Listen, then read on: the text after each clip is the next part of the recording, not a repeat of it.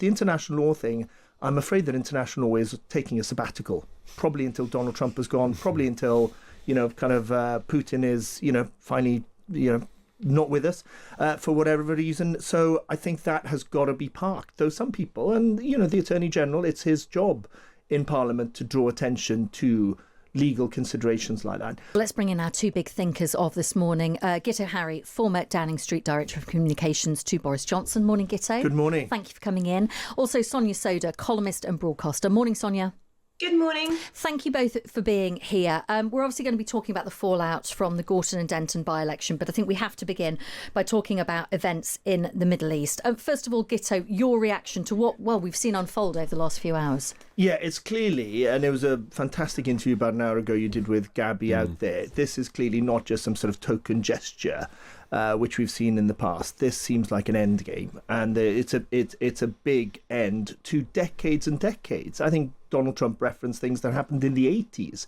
So the case against Iran, that it is an extremist regime that is responsible for a lot of violence, not just against Israel, but across a whole load of different countries in the Middle East, that is beyond doubt. But it still feels to me, when they say preemptive action, I don't see the preemptive bit of that. I don't see, and I haven't sensed that Iran were about to attack anyone in a different way to what they have. And my fear, and no one will cry if they manage to topple the regime, but I will cry for innocent Iranians that get killed.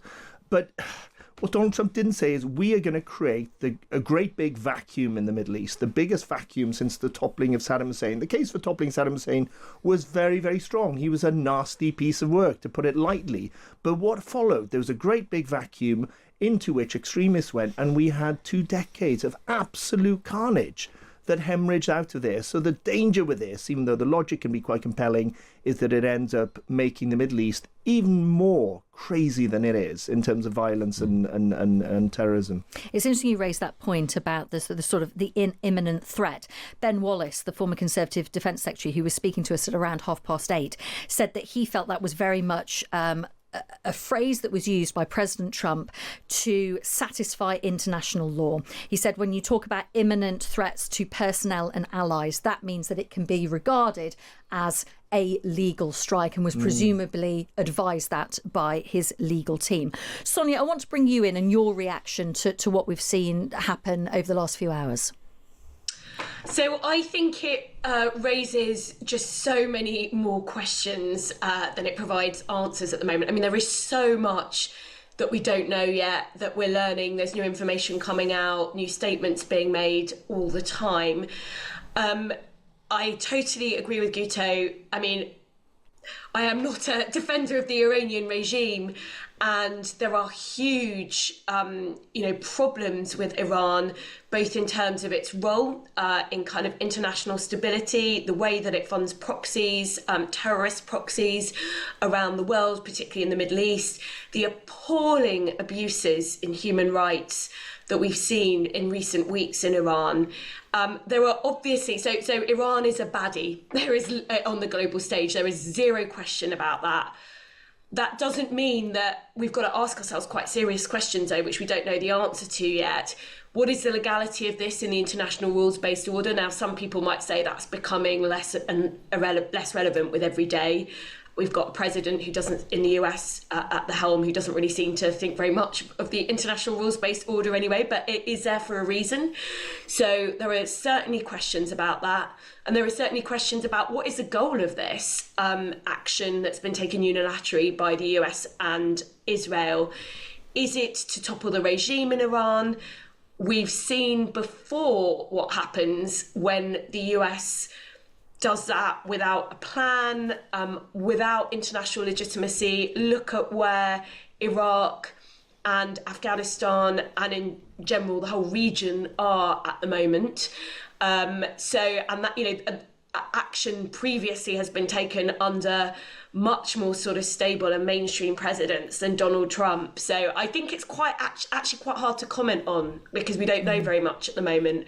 But there are really serious questions to be asked at the same time as recognising that Iran is a complete baddie on the world stage. Let me bring you this, which reached us in the last couple of minutes, that a Qatari official has confirmed to Sky News and to Reuters that a missile over the country has been intercepted by air defences. The Qatari government has issued a mobile warning urging people to stay away from military installations. And can I just add to that, reporting from the AFP news agency and their correspondents in Bahrain, who say they have heard explosions in the capital there. The Bahraini Interior Ministry said in a series of alerts on X that emergency sirens had been sounded, and it's urged residents to remain calm and head to the nearest safe place. Guto, what are the conversations likely to be being had in Downing Street right now? Because we haven't as yet heard from the Prime Minister or had any official response at all. Yeah, I mean, we'll come on to domestic considerations, what Muslim voters in the UK may think, but I don't think that's foremost. It'll be part of it. They'll just be thinking, do we need distance from this, or do we need to be part of this? Because this is going to go on for a while, and it's going to be a major redrawing, of the sort of geopolitical reality in the Middle East. So do we want to be, passers-by, impotent, irrelevant, or do we want part of this? And that's difficult. The international law thing, I'm afraid that international law is taking a sabbatical, probably until Donald Trump has gone, probably until, Putin is, finally, not with us for whatever reason. So I think that has got to be parked. Though some people, and, the Attorney General, it's his job in Parliament to draw attention to legal considerations like that. I think the big consideration is, in the end, is if we become sort of cheerleaders for it, does that mean that in their retaliation from Iran, that they go for British assets as well? And that what we see are perhaps Iranians, extremists in the UK, but also in countries where we have troops and we have bases and all that, that they start attacking the UK. And I think that would be what I would want to raise in the room. Do we really want to say, hit me too, rather than just say, blame this on Israel and America? Sonia, should the UK and will the UK stay out of this? I'm really sorry to just answer with, I don't know. What do you think, though? What do you think? No, but I was just about to come on to explain. I don't think that we exactly have the information we need right now to understand, for example, I can't give you an answer right now for how the UK should be handling it with the US.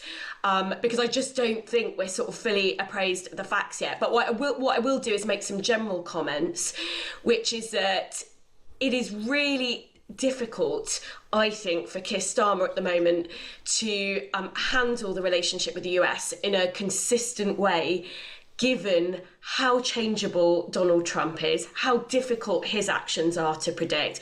I mean, 5 years ago, it would have been absolutely unthinkable that you would see the US sort of launch action like this without having had some really long and in-depth conversations, consultation with an ally that's very, historically been very close to it, like the UK. Like, it would have been unthinkable. The UK's support for intervention in Iraq was absolutely critical in kind of explaining, I think, how and why that intervention happened. I mean, some people think it would have happened anyway, whether the UK had backed it or not. But the US took the UK's role extremely seriously. We are not living in that world anymore, so I don't know yet exactly how the UK should respond. And I think probably no one does, but probably people who sort of have more behind the scenes intel about what's going on will have more informed views for you on it. Just to say that even as we are speaking, the Israeli Air Force are intercepting missiles over Jerusalem. We've seen pictures of that in front of us here.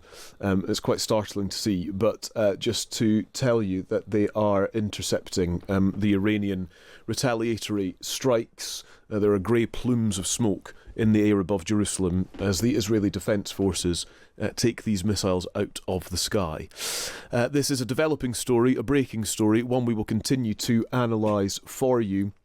Just to bring you the latest, that a US base in Bahrain has been hit in a missile attack.